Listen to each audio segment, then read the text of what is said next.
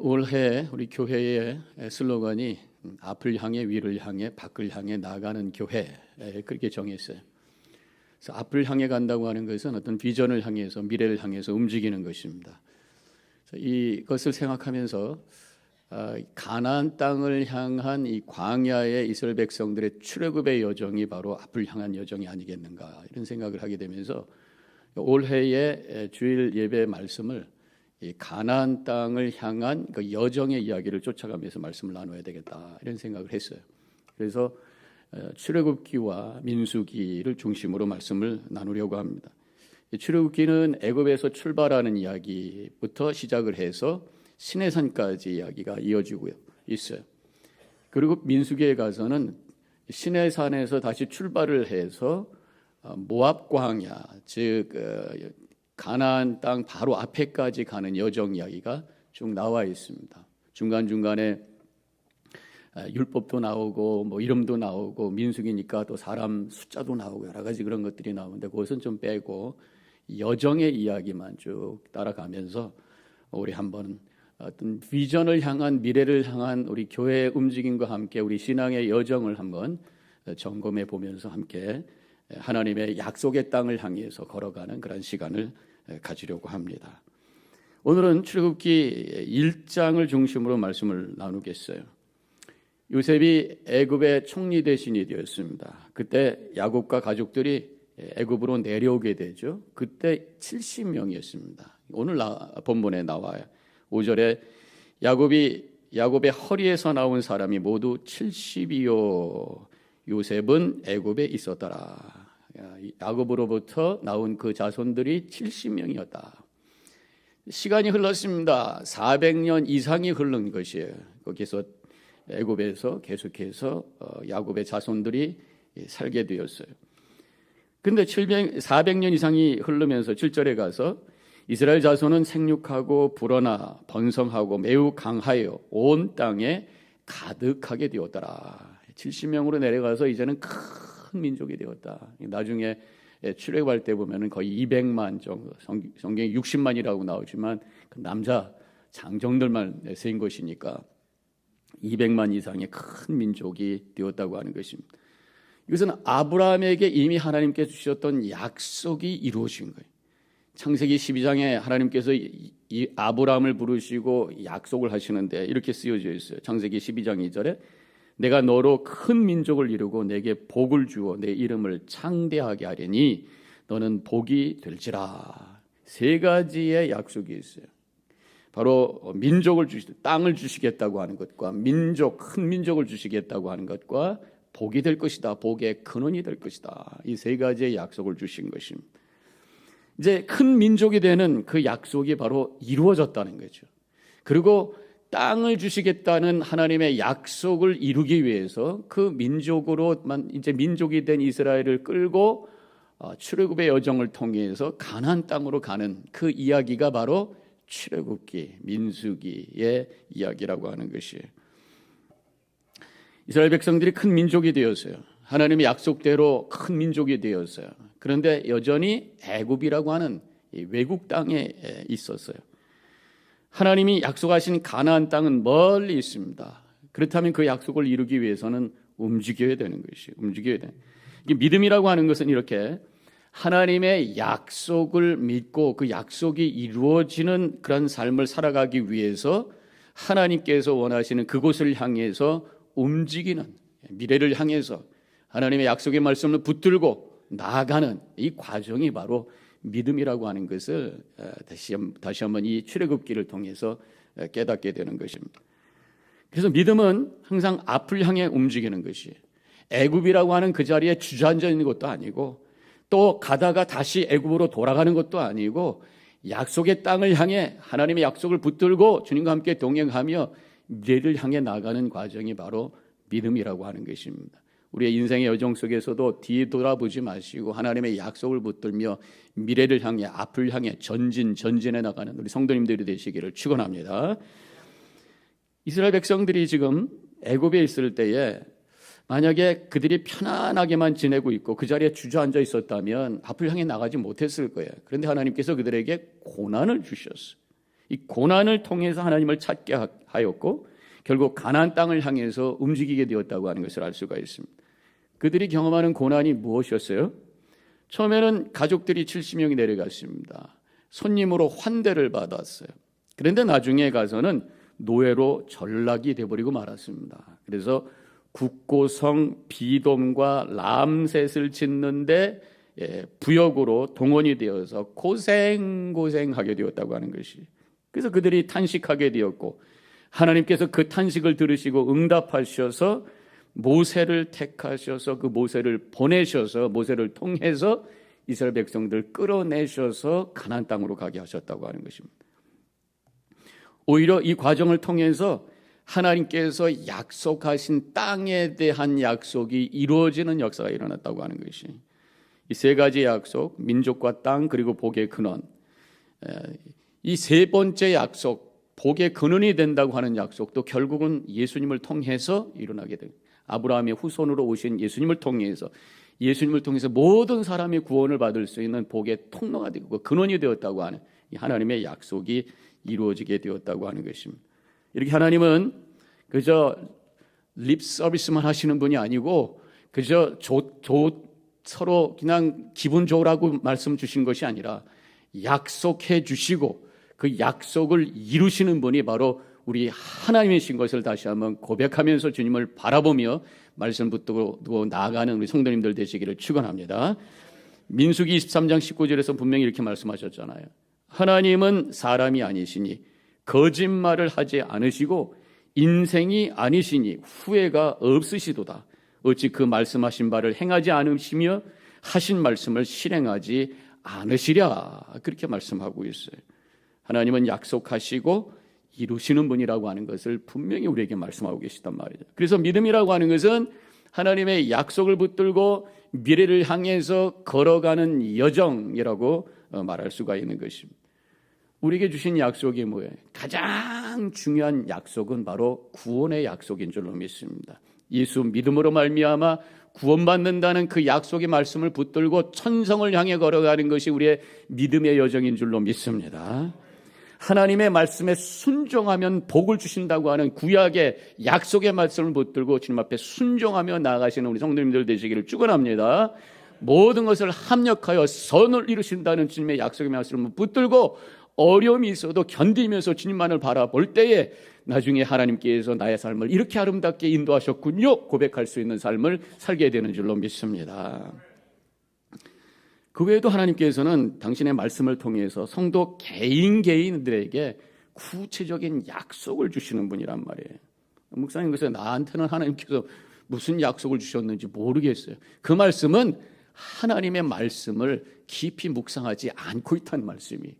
하나님의 말씀을 매일매일 읽고 묵상할 때 하나님께서는 그때그때 나의 상황 속에 필요한 메시지를 주시면서 약속을 주시고 그 말씀을 붙들고 나아갈 때 하나님께서 내 인생을 인도하신다는 은혜 가운데 감사 속에 찬양하는 삶을 살게 된다는 것이에요. 올해 한 해도 매일매일 하나님의 말씀을 읽고 묵상하며 주님의 음성을 들으시고 약속의 말씀을 붙드시고 미래를 향해 힘차게 나가는 우리 성도님들이 되시기를 축원합니다. 저의 개인적인 목회 여정도 되돌아보면은 하나님의 약속이 있었어요. 제가 처음 담임 목회 나갔을 때 참 많이 힘들었었습니다. 그때 힘들 때 하나님의 말씀을 계속 묵상하고 있을 때 하나님께서 말씀을 주셨어요. 제가 한번 나눴던 이야기예요. 구체적으로 말씀을 나누지 않겠어요. 시간이 없으니까. 그때 하나님께서 3년 후에 열매를 맺게 해주시겠다라는 그런 약속의 말씀을 붙들고 소망을 가지고 열심히 사역을 해서 그 하나님의 은혜를 체험했던 그런 경험이 있습니다. 매일매일 말씀을 묵상하고 살아갈 때에 하나님의 음성을 듣게 되고 그 약속의 말씀을 붙들게 되고 그래서 이 모든 어려움과 도전을 이겨내는 그런 앞을 향해 나아가는 그런 믿음의 삶을 살게 되는 줄로 믿습니다. 하나님은 약속하시고 이루시는 분이라고 말씀하고 있어요. 그런데 문제는 내 시간과 하나님의 시간이 다르다라고 하는 것입니다. 아브라함에게 하신 그 약속 세 가지, 민족과 땅과 복의 근원이 되겠다라고 약속하신 그 약속이 언제 이루어진 거예요? 민족과 땅은 700년 후에 이루어진 거예요. 복의 근원이 되겠다고 하는 예수 그리스도를 통해서 구원의 역사가 일어난 것은 2000년 후에 일어난 거예요. 약속하셨지만 그 타이밍은 우리하고 달라요. 하나님은 하루가 1000년이고 1000년이 하루이신 분이기 때문에 시간과 관계없이 하나님의 당신의 구원의 역사를 위해서 움직이시는 분이기 때문에 우리의 시간하고는 달라요. 그렇기 때문에 우리는 그 하나님을 믿으면서 지금 내가 원하는 시간에 그것이 이루어지지 않는다고 하더라도 여전히 하나님께서는 그 약속을 위해서 움직이시는 분이라고 하는 것을 고백하면서 소망 가운데 승리하는 우리 성도님들이 되시기를 축원합니다. 미국의 신약 학자인 제레미야 존스톤 박사라는 분이 계시는데 이분이 결혼을 하고 5년 동안 아기가 없었어요. 의사로부터 아기를 갖기 힘들다고 하는 진단을 받게 됩니다. 그렇지만 실망하지 않았어요. 하나님께서는 분명히 우리를 위한 좋은 계획이 있음을 믿습니다 하면서 열심히 기도합니다. 그런데 다른 사람을 위해서 중보기도도 열심히 했어요. 주변에 보니까 또 아기 없는 사람들도 있으니까 나만을 위해서 기도하면 안 되지. 그리고 다른 사람을 위해서 열심히 기도했어요. 근데 하나님께서는 중보기도를 통해서 응답하셔서 옆에 있는 사람들이 아기 없던 사람들이 자꾸만 아기를 갖는데 자기는 없는 거예요. 너무 속상해가지고 하나님 너무합니다. 왜 나한테는 안 주시고 다른 사람한테만 자꾸만 주십니까? 그러면서 하나님 앞에 따지기도 했는데 그러다가 이제 아브라함에 대한 말씀을 쭉 읽다가 하나님께서 아브라함에게 큰 민족을 주시겠다는 약속을 주시고 나서 금방 아기가 안 생기고 얼마나 기다렸습니까? 25년을 기다린 거예요. 당장 지금 생겼으면 좋겠는데 하나님의 계획은 그게 아니었다고 하는 것을 깨닫게 되면서 나의 시간과 하나님의 시간은 다르구나 라고 하는 것을 깨닫게 되면서 그 말씀을 붙들고 계속해서 기도했을 때 얼마 후에 딸을 낳게 되었고 3년 후에 아들을 낳게 되었고 4년 후에는 무려 3쌍둥이가 태어나는 그런 역사를 경험했다고 하는 얘기가 있어요. 믿음은 약속을 믿고 하나님을 신뢰하며 기도하면서 기다리는 것이구나. 기도하는 자는 약속을 믿는 자는 기다림의 능력을 갖는 자라고 하는 것을 깨닫게 돼요. 분명히 여러분들을 향한 하나님의 약속의 말씀이 있는 줄로 믿습니다. 성경을 통해서 주님의 음성을 듣고 그것을 붙들고 기도하면서 기대하면서 기다리면서 승리하는 성도님들이 되시기를 축원합니다. 하나님은 약속하고 지키시는 분이에요. 신실하신 하나님이. 다시 본문으로 돌아가 보면은 아브라함에게 큰 민족을 주시겠다고 하는 약속이 지금 이루어졌어요. 이스라엘 백성들이 많아졌어요. 그러면 할렐루야 이렇게 해야 되잖아요. 물론 다 이스라엘 백성들은 하나님이 약속을 이루어 주셨습니다. 할렐루야. 그런데 옆에서 할렐루야가 아니라 놀렐루야 하는 사람이 또 있는 거예요. 할렐루야에 동참하지 못하는 사람이 있어요. 오히려 불안해하는 사람이 있어요. 바로 애굽의 새로운 왕은 그것을 기뻐하지 않았다고 하는 것입니다. 8절에 보니까 요셉을 알지 못하는 새 왕이 일어나 애굽을 다스리더니 새로운 왕, 요셉을 알지 못하는 왕. 그 사람이 누군가? 이제 애굽의 역사를 이렇게 보면은 힉소스 왕조가 애굽을 통치하게 됩니다. 요셉이 있을 때부터 계속해서 수백 년을 통치하게 되는 거예요. 근데 힉소스 왕조는 사실은 애굽 출신의 왕조가 아니에요. 애굽을 함락했던 외국의 어떤 파워에 의해서 왕조가 되었던 그래서 외국인 왕조였습니다. 그래서 외국인에게 관대했고 그래서 요셉이 총리 대신까지 올라갈 수 있었던 거예요. 근데 그 왕조가 무너지고 이제 애굽 출신의 왕조가 다시 세워지면서 이스라엘 백성들에 대해서 불편한 마음을 갖게 된 거예요. 외국 사람들이 와가지고 막 이렇게 인구도 많아지고 특별 대접받고 이 외국 사람들이 이게 뭐야 하면서 불편한 마음을 갖게 된 거예요. 그러면서 결국은 그들에 대한 반감으로 노예로 만들어버리고 만 것이. 그래서 11절에 감독들을 그들을 위해 세우고 그들에게 무거운 짐을 지워 괴롭게 하여 그들에게 바로를 위하여 국고성 비돔과 라암셋을 건축하게 아니라 손님으로 내려왔는데 그분은 내려왔는데 이제는 결국 노예가 되어서 신음하는 그런 상황입니다. 저는 이 말씀을 이렇게 묵상하면서 세상이 이렇구나. 세상은 이렇게 변하는구나. 영원하지 않다라는 것을 확인하게 됩니다. 상황에 따라서 세상이 변하니까 그 똑같은 사람이지만 똑같은 존재이지만 그 가치와 대하는 것이 바뀌게 된다고 하는 것이죠. 예를 들어서 나라의 정권이 바뀌어도 영웅이 한순간에 죄인이 돼가지고 감옥에 가요. 대통령 했던 사람이 감옥에 가요. 한국의 역사가 지금 그러잖아요. 또 큰 회사의 사장님 존경받고 부하 직원들에게 굽신거신했는데 회사가 부도가 딱 나니까 졸지에 빚쟁이로 변해가지고 도망다니는 신세가 되네. 똑같은 사람인데 밸류가 갑자기 변해. 존중해주고 특별히 대해주셨던 사람이 이해관계 속에서 그 이해관계가 바뀌게 되면 한순간에 불편한 사람으로 대해버리는, 이 사람의 관계도 이렇게 갑자기 바뀌면서 똑같은 사람의 밸류를 다르게 대하는 것을 우리가 경험하게 되죠. 제가 목회하면서도 그런 경험을 했던 적이 있어요.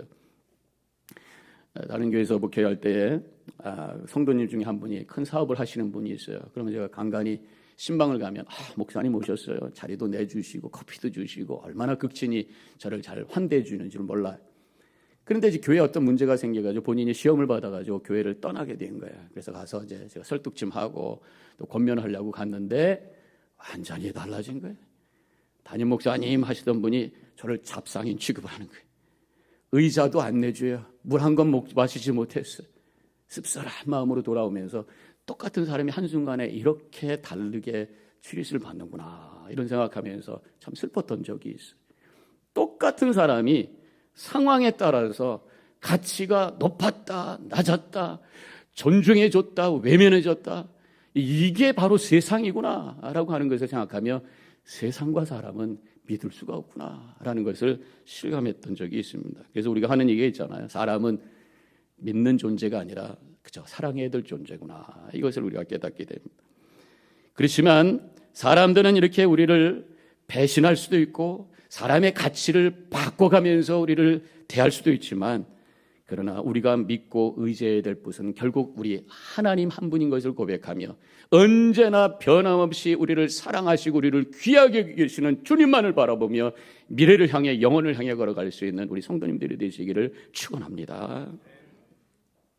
이스라엘 백성들이 새로운 왕조에 의해서 졸지의 노예 신분으로 전락한 거예요. 외면받는 존재가 되어버린, 무시당하는 존재가 되어버린 거예요. 그러나 하나님께서는 그들을 외면하지 아니하시고 오히려 하나님께서 그들을 이 고통의 기회를 통해서 하나님의 약속의 땅, 하나님께서 이미 약속하셨던 그 땅을 이루는 기회로 만들어 주셨다는 거예요. 고통을 변해서 외면받고 노예가 된 그 상황을 변화시키셔서 오히려 땅을 소유하는 하나님의 약속이 이루어지는 그 출발점으로 삼아주셨다고 하는 하나님의 은혜의 신비를 여기서 깨닫게 된다고 하는 것입니다.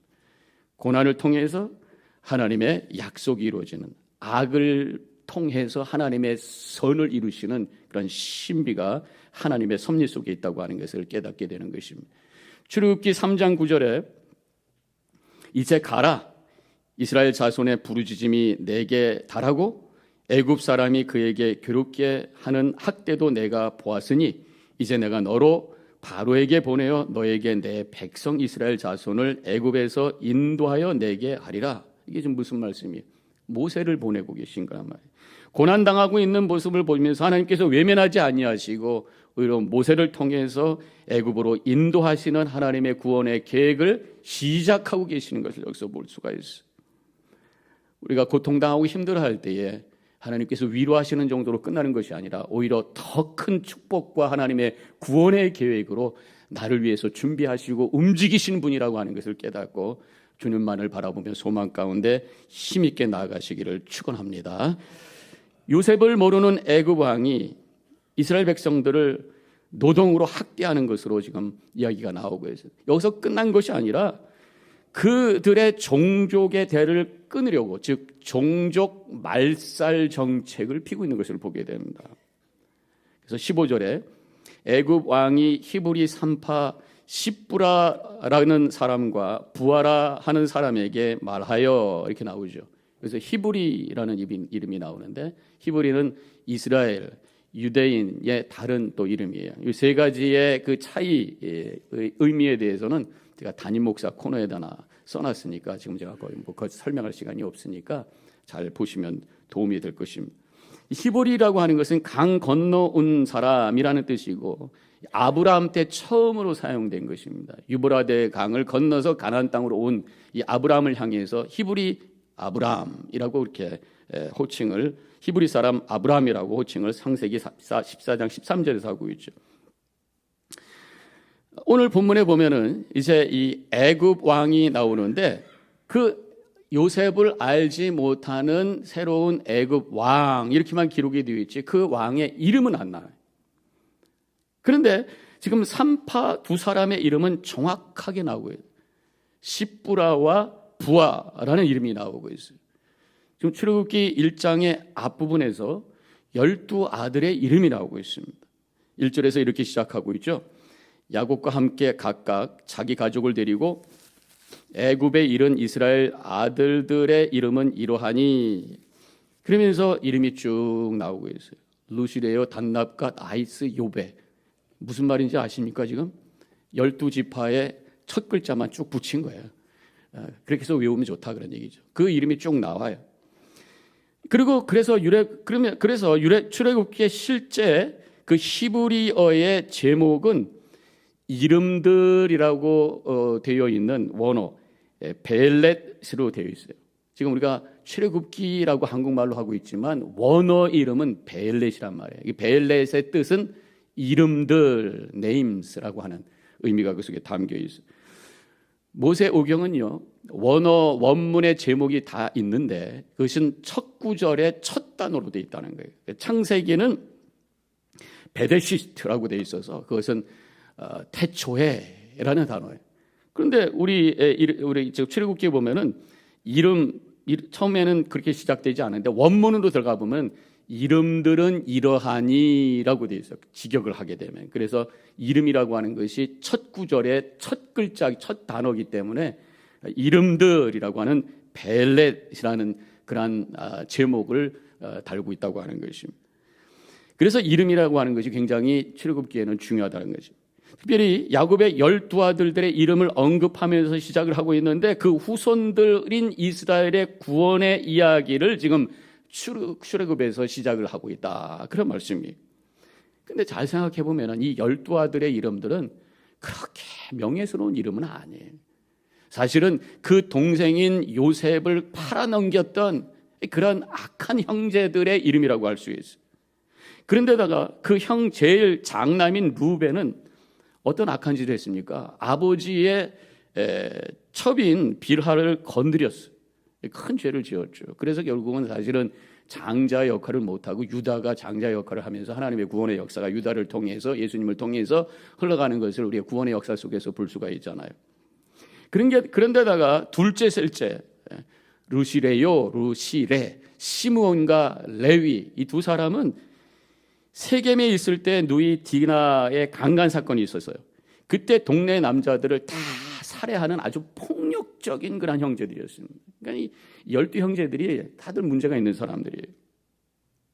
잔인하고 죄짓고 동생을 팔아넘기고 이런 사람들. 이런 부끄러운 이름이었는데 그 부끄러운 이름의 가치를 바꿔주시는 사건이 바로 출애굽기다. 12아들로서의 이름은 1장에서만 나오고 출애굽기 2장부터는 이 이름들이 이스라엘이라고 하는 민족의 대표격인 지파의 이름으로 바뀌는 것이, 부끄러운 이름이었지만 이스라엘 백성의 지파의 이름으로 바뀌면서 계속해서 광야의 여정 속에서 이 지파 중심으로 아주 조직적으로 움직이는 모습을 통해서 지파의 대표적인, 민족의 대표적인 그런 이름으로, 가치 있는 이름으로 바뀌는 것을 보게 됩니다. 저는 여기서 깨달아지는 것이 하나님의 구원의 역사는 이렇게 이름의 가치를 바꾸는 것이구나. 예를 들어서 우리의 이름이, 저의 이름이 고한승이, 원래 예수 그리스도를 알지 못할 때 내 이름은 죄인 고한승입니다. 예수 그리스도를 통해서 이제 구원의 역사가 일어남으로 말미암아 더 이상 죄인 고한승이 아니라 하나님의 아들 고한승이 되었고 하나님의 백성 고한승이 되었고 왕 같은 제사장 고한승으로 하나님께서 이름의 가치를 바꿔주신 것이 바로 구원의 역사인 줄로 믿습니다. 하나님은 세상의 지위와 힘에 의해서 이름을 평가하지 않아요. 예수 믿고 하나님을 섬기는가 아닌가에 의해서 그의 이름의 가치를 바꿔주신다고 하는 것입니다. 오늘 본문에 보면은 8절에 요셉의 이름을 알지 못하는 왕이라고 되어 있어요. 누구인지 이름이 나와 있지 않아요. 애굽 왕, 큰 힘을 가진 사람이지만 하나님은 관심 갖지 않아요. 왜? 하나님을 모르는 사람이니까. 11절에는 감독들이라고 나와 있어요. 이스라엘 백성들을 슈퍼바이징 했던 어떤 파워가 있는 사람들이에요. 힘 있는 사람, 애굽의 높은 지위에 있는 사람들입니다. 이름이 안 나와요. 하나님께서 관심 갖지 않아요. 왜냐하면 하나님을 모르는 사람들이니까. 그런데 15절에 조금 아까 제가 언급했던 것처럼 히브리 3파의 이름이 나옵니다. 십부라와 부아.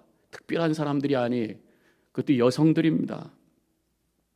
왕과 감독들의 이름은 없는데 작은 존재인 이 두 여인의 이름이 성경에 기록이 되어 있다고 하는 것이. 왜 그렇습니까? 그들은 하나님이 누구신지를 알았고 하나님을 경외하고 두려워하는 그러한 삶을 살았기 때문에 그들의 이름을 하나님께서 기억하고 계신다고 하는 것입니다. 애굽 왕이 이 히브리 3파들에게 히브리 여인이 아기를 낳으면 아들이면 죽이고 딸이면 살리려고 명령을 하고 있어요. 왕의 명령을 안 지키면 어떻게 됩니까? 죽는 거예요. 그런데도 불구하고 그들은 왕의 명령을 따르지 않습니다. 17절에 그러나 3파들이 하나님을 두려워하여 애굽 왕의 명령을 어기고 남자 아기들을 살린지라, 그렇게 나와 있어요. 십부라와 부하는 하나님을 두려워하는 사람입니다. 하나님을 두려워했기 때문에 당시에 애굽의 최고의 권력자인 왕의 말도 그들은 듣지 않을 수가 있어요. 그 왕도 두려워하지 않을 수가 있어요. 하나님을 두려워하는 사람은 세상을 두려워하지 않는 능력의 삶을 살게 되는 줄로 믿습니다. 성도의 이름은 세상 사람들에게 기억되는 이름이 아니라 하나님이 기억하는 이름. 이렇게 하나님을 두려워했기 때문에 이 두 여인의 이름이 성경에 기록이 되고 하나님께서 기억한단 말이죠. 우리 성도들은 세상 사람들에게만 기억되는 이름으로 남는 존재가 아니라 하나님이 기억하는 이름, 생명책에 기록되는 이름으로 하나님 앞에 나아가는 우리 성도님들이 되시기를 축원합니다. 믿음은 하나님을 알고 하나님의 권능과 위엄 앞에 엎드려지는 경외의 자세에서 나오는 것이, 하나님을 두려워할 때에 죄에 진노하시는 하나님 앞에 회개하게 되고 동시에 십자가의 은혜의 감격 속에서, 감동 속에서 살게 될 것이고, 또 세상을 두려워하지 않는 담대한 능력을 가지고 살아가는 믿음의 삶을 살게 된다고 하는 것이. 그래서 예수님께서 분명히 이렇게 말씀하셨어요. 마태복음 10장 28절, 몸은 죽여도 영혼은 능히 죽이지 못하는 자들을 두려워하지 말고 오직 몸과 영혼을 능히 지옥에 멸할 수 있는 이를 두려워하라. 세상의 힘 두려워하지 말고 영원을 정해주시는 우리 하나님을 두려워하면서 주님만을 섬기면서 걸어갈 수 있는 삶을 살라. 주님께서 말씀하신 그 음성을 들으시고 주님만을 바라보며 걸어가시기를 축원합니다. 하나님을 두려워하는 자는 구원의 은혜를 체험하게 되어 있어요. 하나님을 두려워하는 자는 하나님의 의의 뜻을 따라서 살아감으로 지혜롭게 되어 있습니다. 하나님을 두려워하는 자는 세상을 두려워하지 않고 담대하게 살게 되어 있어요. 하나님을 두려워하지 않았던 3파 십부라와 부하는 담대하게 왕의 명령을 따르지 않았어요. 그래서 오히려 백성들이 더 번성하게 되었고, 게다가 두 3파들은 하나님의 큰 복을 받게 되었다. 이거 오늘 본문의 말씀이 나와요. 21절, 그 3파들은 하나님을 경외하였으므로 하나님이 그들의 집안을 흥황하게 하신지라. 하나님을 경외하고 두려워하면서 담대하게 살아갈 때 하나님의 구원의 역사에 동참하게 될 것이고, 다른 사람을 살리는 은혜의 통로가 될 것이고, 결국 자신에게는 귀한 은혜의 복의 삶을 살아가는 은혜가 넘치게 될 줄로 믿습니다. 그런데 하나님을 알지 못하는 애굽 왕은 이스라엘 백성들을 두려워하고 있어요. 10절에 두렵건대 그들이 더 많게 되면 전쟁이 일어날 때에 우리 대적과 합하여 우리와 싸우고 이 땅에서 나갈까 하노라. 사람을 두려워하니까 악한 모습이 드러나게 되었어요. 결국 수많은 어린아이들까지 죽이는 폭력을 만들어가게 되었어요. 그래서 바로가 히브리 사람들의 아들이면 강물에 던져라. 그리고 사람들에게 명령을 하게 됩니다. 끔찍한 사건이 일어나게 되는 거예요. 이런 폭력 속에서도 그러나 하나님의 은혜는 여전히 흘러가고 있어요. 그 와중에 태어난 모세가 갈대 상자에 담겨서 강에 떠내버려지게 되고, 바울의 딸을 통해서 구원해 주시고 오히려 바로의 궁에서 잘 교육을 받으면서 성장하게 되면서 하나님의 구원의 역사를 준비하는 그런 과정이 막 흘러가는 것을 보게 됩니다. 다시 한번 우리 하나님께서는 악을 선으로 바꾸시는 이 고통과 고난을 하나님의 구원의 역사로 바꾸시는 놀라운 신비로운 은혜를 여기서 보게 되는 것이, 오늘 이제 출애굽기를 마치면서 우리가 기억해야 될 것 세 가지입니다. 하나님은 약속하시고 이루시는 분이라는 것을 분명히 믿고 약속의 말씀을 붙들며 소망 가운데 나아가는 우리 성도님들 되시기를 축원합니다. 하나님은 믿는 자의 이름의 가치를 바꾸시고 우리의 이름을 기억하는 분이다.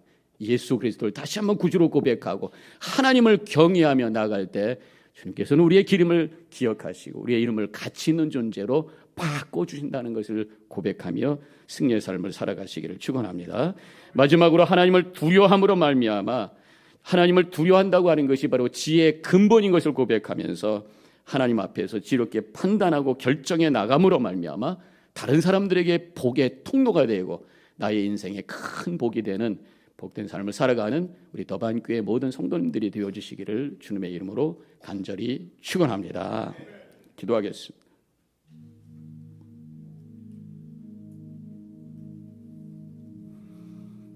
오늘 출애굽기 1장을 통해서 우리가 기억해야 될 세 가지가 있어요. 하나님은 약속하시고 이루시는 분이십니다.